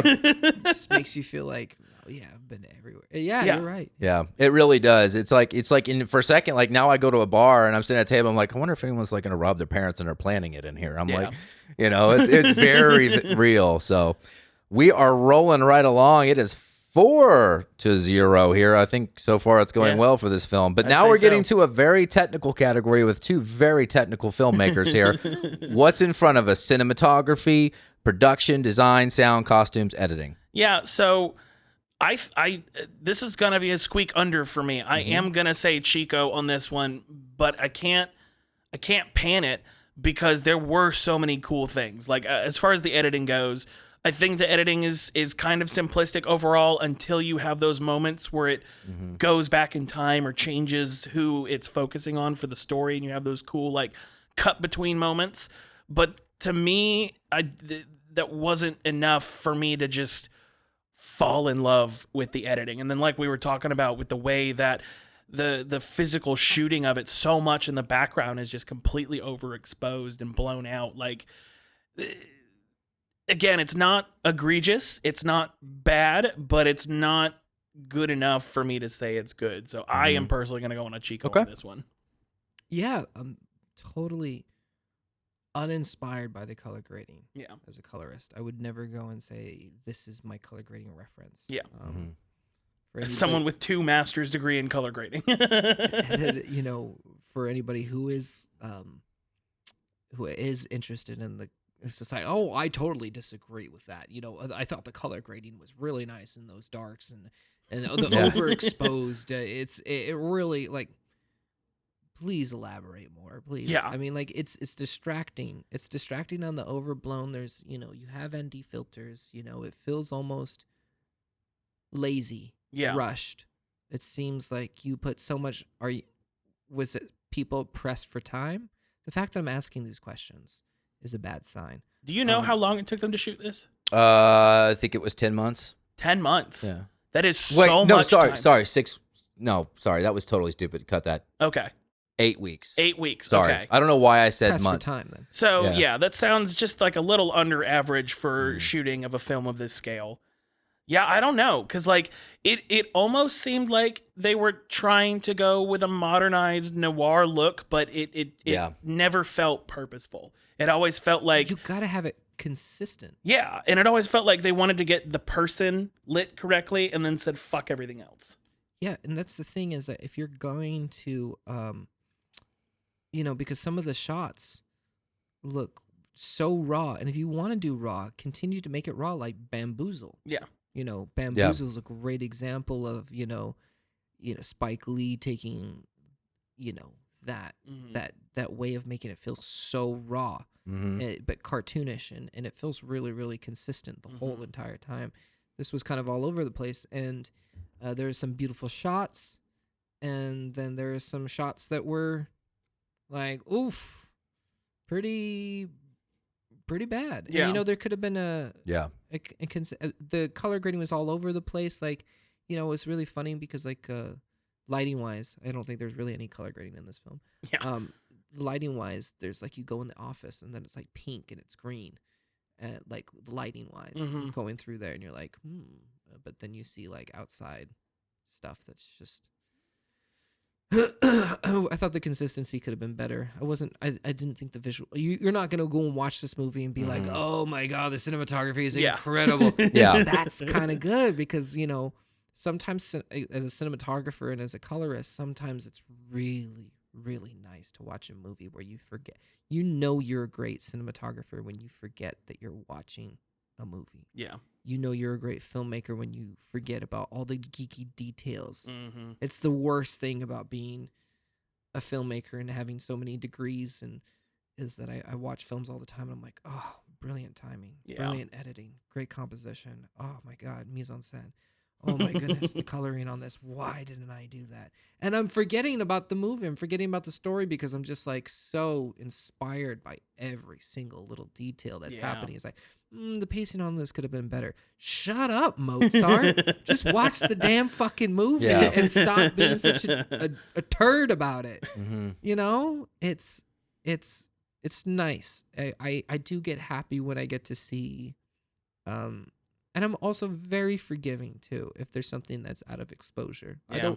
I'm not gonna go like I wasn't bothered by. Yeah, that's where I'm like, it just was under a 5 for me, but I can't say any of it was just egregiously bad, but most of it wasn't incredible. You know what it was? It was like the overexposed shot of him yelling in the car. Mm-hmm. The performance is too good. Yeah. I wouldn't say let's relight it or let's put an ND filter and capture that. Yeah. The performance was great. Yeah. As a filmmaker, or as somebody who is a producer or a director, I'd be like, I talked to my crew. I was like, no, that shot's great, but the exposure's bad. I don't fucking care. Yeah. That performance was great. We're keeping it. It'll Keep sell it. Yeah. Yeah, and that's totally, and like when you look at the films that Lumet made, that's the difference between him and like a Kubrick, because Kubrick is a real-time light person. Like he's like, he doesn't just do 150 takes to get performances. He's doing performances, but he was well known for like, he would add a light, take away a light, dim a light, put a cover. Like if you were to look at 150 takes, you would probably see 100 different 50 lighting concepts because he was constantly tuning the lighting. I just don't think Lumet's that kind of guy. He makes raw New York movies, overexposed or not. This is what you're going to get. Yeah. And it's very much, Serpico was kind of the same way, even though it's a much older film. Mm-hmm. But I actually did go Rio here, but the only thing that kind of had me back, I don't have the technical gravitas that you two do to talk about this, but I love how you talked about the one shot in the drug dealer's apartment where it's kind of what did you call it? The jib shot. Beautiful. That was a beautiful shot. I feel like this movie needed one or two different, because almost every shot is square in camera, all actors in, and maybe second position, first, second position, like in the scene in Chico's apartment, or not Chico, Michael Shannon's apartment, like here, there, here. And it's kind of like that's in everyone, like just some, even when he's walking to get some heroin, and it's a cool zoom out shot. It's almost a sitcom shot, honestly, of like that really raw New York street. It's not a sexy part of New York. It's not Times Square. There's like a fish market and a Chinese market. Like it's not a special part of New York, but he's walking. I thought it was cool, but it was like just one shot to give me just a little bit of variance, just to say, hey, like here's almost like here's a crazy story happening in a small crazy story happening in a giant place, and I like it for being, and we have a category for this actually that I made, but like I like that it's a New York story, but at the same time I'm not feeling all of New York here. So there's like just something to give me a little more. So it was a squeak by for me on the other side, Rio, but you guys get it here, 4-1. Did you go under? Oh wait, where'd you go? You went Chico? Yeah. Okay, cool. But the other thing is that but also just to give another compliment, but also I thought was really interesting is it's the dad following the taxi cab of the two brothers before they go out to somewhere. That scene is so long and it feels so student filmish. Yeah. And I kind of love it. And I kind of was also just being like, this is hilarious. It's like I'm watching it. It's like, it's like real time. So it's like this one shot, real time. It's a really long shot. It doesn't need to be that long. But I'm also just becoming more and more of a fan of longer shots and real time shots because I'm so frustrated with social media and how fast we have to be and how ADD things have gotten. I think I talk me and my ex-wife, we love to still watch movies, and I'm trying to show her a video and she's like, okay, what's happening? He's like, can you just, I was just like, she's like, I know, I'm so sorry. It's just, I say, exactly, your social media is making you feel like you can't even enjoy anything anymore. Yeah. Right. And like, I love tripod filmmaking. I love it so much. I miss it so much. I really despise all you filmmakers with your tech and all your fancy fucking movements. I don't give a fuck about your nail polish fucking technical abilities because it drives me nuts. Right. It's shallow, it's lame, and it's like, this is what I say when I'm teaching filmmaking. If you want to be a good filmmaker, use a tripod and allow the movie's not about the cinematographer. Yeah. You're a great cinematographer if everybody forgets that you are doing your job. Yeah. You have mastered the craft. If you want to become a fancy cinematographer and get well known for it, make music videos. Yeah. I make music videos all the 100%. time, and I love making the shots that I do. But like, if I get to write a film, just keep it, you don't have to keep it simple, but then set your deck a little bit different, and build your shot and work with your production designer. But, if you want to do all these fancy camera movements, you are overcompensating for the fact that you don't know how to direct an actor. Yeah. Right. Because you could have a bad actor. You're like, oh, I'll just fix it with my fancy cinematography. And you know why I know that? Because Michael Bay. yeah. And the reason why I know that is because I said that. I said that for so many years. I said it for so many years. It's like, oh, no, we can get anybody as an actor because I'm such a good cinematographer that I will make sure that everybody will be distracted. And everybody is distracted by the beautiful shot that I did. But then it's so missed opportunity again for the performance. We should watch movies to love characters, to want to be curious by them, and to want to follow them. And that's our job as cinematographers in narrative structure, is to allow us to be in that with them and to get out of this world that we're in. Yeah. And I hate over-realism because, like, why would I want to watch a over-realistic movie when I'm already living life? Yeah. Be creative. Yeah. And write creative characters. I love that. 4-1 here. Now we're getting into my homemade categories, my bro categories. This you're gonna love this. Ready? Uh-oh. This one's called Heist Baby. That's so much better than Snyder Barely Know Her. Yeah. Snyder Barely Know Her. Because this is. Oh my God, I'm so stupid. He made me say that in 4 separate podcasts. That was our affirmative. Especially because he loved it so much, he kept having to say it. Yeah. I love it. And I kept getting to not say it. It was amazing. It was the form of torture it was my only joy from making those episodes. Because I sat there and edited them going, God, I hate these movies. Heist Baby, though. The reason I made this category is because I was curious about how they categorize this. On the commentary, they very much refer to it as a heist film. Okay. I would agree with that. Yeah, and it's light on the heist, but it is a heist movie. So I was like, you got Heat, you got this. I'm just like, how do we look at this as a heist film when you look at the characteristics of a heist and what makes it? How do we go on that? I'm gonna give it a Rio on this because I think it is a very unique take on a heist. I like how after that opening sex scene, the very first thing we see is the actual heist. We know absolutely nothing about what is going on, but we watch that moment, and then we watch Ethan Hawke leave. Yeah. And then, what is it, maybe like 30 minutes later, we come back to it from Ethan Hawke's perspective, and now that we understand what's going on, we're still seeing the heist happen in our heads as we're out here with Ethan Hawke. Yeah. And so I actually really enjoy that take on it, and especially with, like we've been saying, it is a very simple character-driven film. It doesn't need to be Inception level heists, where everything's super crazy. We're focusing on 2 brothers, and to keep it that simple and still have such a creative way to showcase the heist itself, I think he did a great job with that. Love that.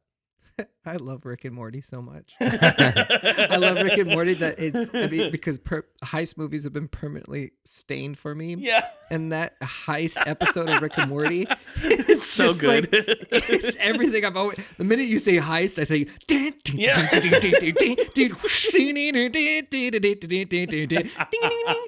It's like that's all I think about in a heist. And then when you mention heist for this movie, I was like, this movie's a comedic version of a heist movie. This would be funny. Like, imagine I was like this big heist film director is like, yeah, I make heist movies. And then he watches this movie like, You call this a heist? Yeah. He's like, this is a joke of a heist. Yeah.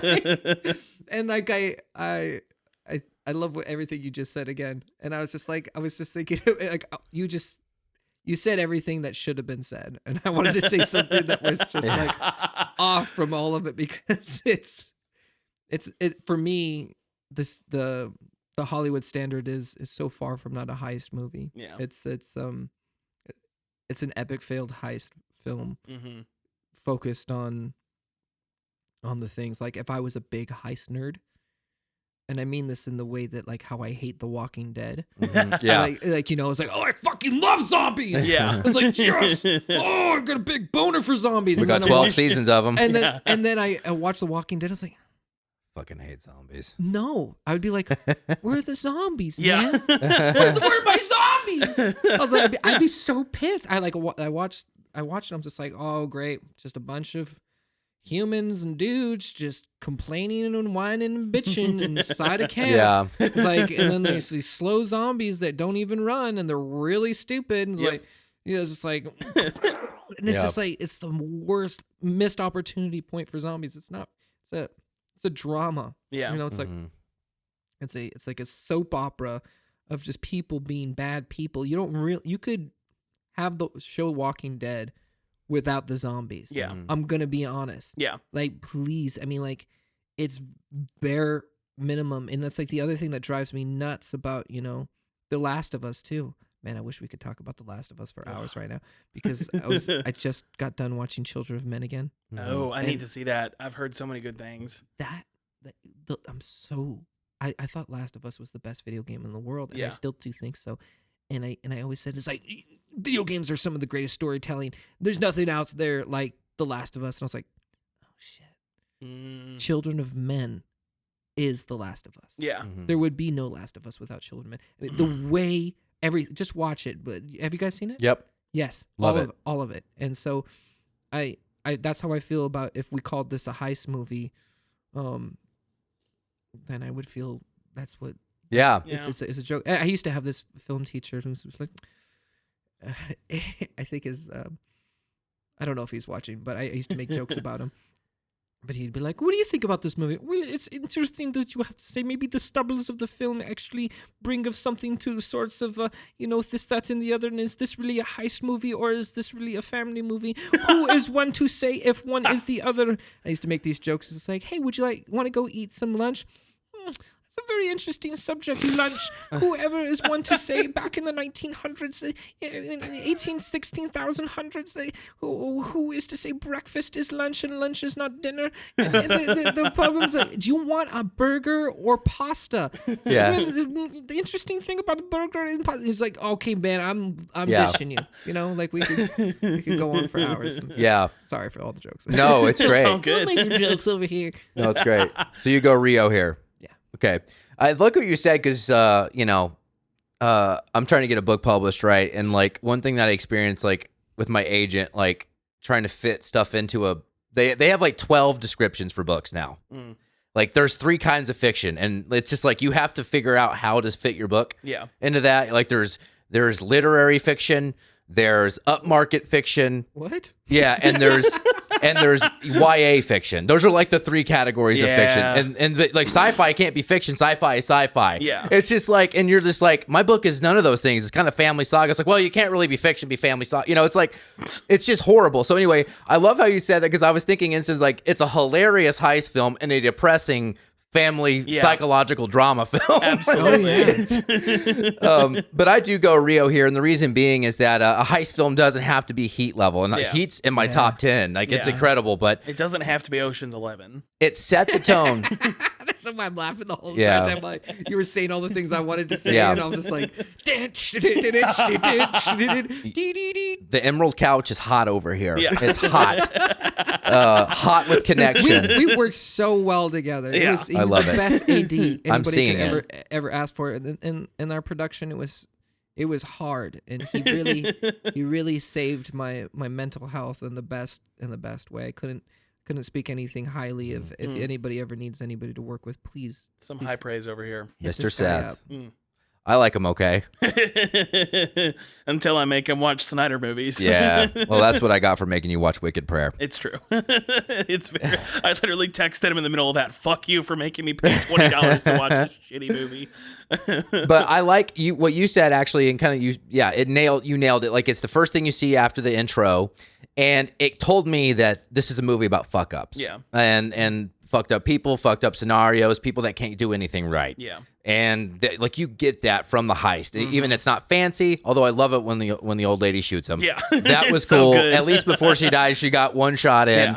Yeah. She got two. She shot him twice. She got two. Yeah. And they hurt. Yeah. And he's trying to drag himself out. And I just love that, like, immediately is like, I don't know exactly what this movie is, but the people in it are fuck ups. Yeah. We know that. And I thought that was beautiful. Yeah. One more category. It is 5-1, and it's too late to cast aspersions here. But last category, New York, New York. Sidney Lumet's a New York filmmaker. In the commentary, they're very talk about how he's one of the best New York filmmakers when he talks, makes movies in New York. How do we feel about this as a New York movie? New York being a character in the movie. I am actually going to go Chico on this. Yeah, because I couldn't have told you it was New York. When like I said, when I watched it, I literally was like, this feels like where I grew up in Atlanta. It could just be any city with a suburb. Like it's interesting because, like, I'm so used to a New York film being like a Scorsese kind of situation or a Woody Allen kind of situation, or even like the show White Collar, where New York is the character of whatever the project is. It's weird. Like, I genuinely would not have realized it was a New York film until they at one point said New York. Just one time in the movie. Otherwise, they kept saying in the city or in the suburbs. Got to go back to the city. Yeah, it was just the city. So I didn't even realize it was a New York movie until probably 60% of the way through the movie. So for me, it is interesting that it is a New York film, but I don't think it utilized, if they really wanted it to be a New York film, I don't know that they utilized it in such a way that it would have spoken that louder. Sure. So for me, I gotta go under. I gotta go Chico on that one. Chico. The exteriors, like the car things, that felt very New York. The rawness of it kind of felt like New York. The dad following or them going outside. Those moments felt like New York. Because when I lived in New York, there's just those simple, basic streets, and it does feel like really simple, basic streets. It just feels like, do you have a really interesting location? No, I just like this street will be fine here. Yeah, and that's what it felt like, which is a choice. And I thought that maybe the interiors felt more LA than they did feel like New York. I mean, I've living in New York too. I just none of the apartments felt New York at all. Yeah. And I think, I don't know, maybe I've just been in too many artistic looking places in New York, but everything in New York feels like artistic apartments, a little bit more grungy, a little bit more lofty. And then this all kind of just felt like, California. Yeah. And the place where they rob in that suburb, that just felt like, Denver, Colorado. Yeah. It didn't feel like New York, but hey, that's cool. If he's a New York filmmaker and he found these locations that didn't feel like New York, that's pretty rad. Yeah. Like right. At least like he's showing a range of it. And, that's the New York he knows. If he's a New York filmmaker, I'm not going to question him, It's like that's what he knows. And I think that's really cool that he showed us a different perspective and observation of that. So you go up Rio. Yeah. That's awesome. I actually surprised myself with my selection. That was a beautiful explanation. I actually did go Chico here, which was hard because on one hand, I felt the same way. Like, I admired the rawness and I appreciated showing a side of New York. I do think I do like the simplicity of the story, but there was a dimension missing somewhere. And part of me was like, if this happened in a small town or in this story, like, elevates a lot because, there's this, I mean, this probably could happen 10,000 times a day in New York if you wanted it to. Yeah. Also, it's a city filled with vices, but I'm like, it's like interesting. They didn't lean on that And maybe it's because he didn't want to go stereotypical because it is the New York he knows. But I do think one thing that could have added a new dimension was if it wasn't in a place like New York. Yeah. A place where, typically like a suburb where things are fine. Yeah. But you got this chaotic family. And again, they don't have to explain it. But New York being a backdrop here didn't, like you said, the interiors didn't necessarily feel like New York. Yeah. I almost would have preferred it to have been set in like Woodstock, Georgia. Yeah. Like just some random ass little town. Yes. Yeah, exactly. Because it starts off in out in the country of the state of New York with Aldo and all that. That's where it starts. Yeah. And so I kind of liked that. I kind of like, oh, that looks like where I grew up, but then it goes back to the city. And so that's the only reason I gave it Chico. Again, I do love how he doesn't necessarily focus on the sexy of New York because there's tons of that out there. Yeah. But I thought there was a dimension of the story that could have been locational. Yeah. So, 5-2. Yeah. 5-2. I think that's still a pretty solid rating, though. Really solid. Yeah. Philip Seymour Hoffman's performance here, mind-boggling. Some really strong film here, and I enjoyed talking about it with you too. Same. Thank you. Yeah, I agree. And thank you for coming and talking about it. Your perspective was amazing. Rock and roll. Yeah. Love y'all. I'm Kyle. I'm Seth. Mozart Gabriel. That's Mozart Gabriel. Love y'all. See you next week. Movie Wars.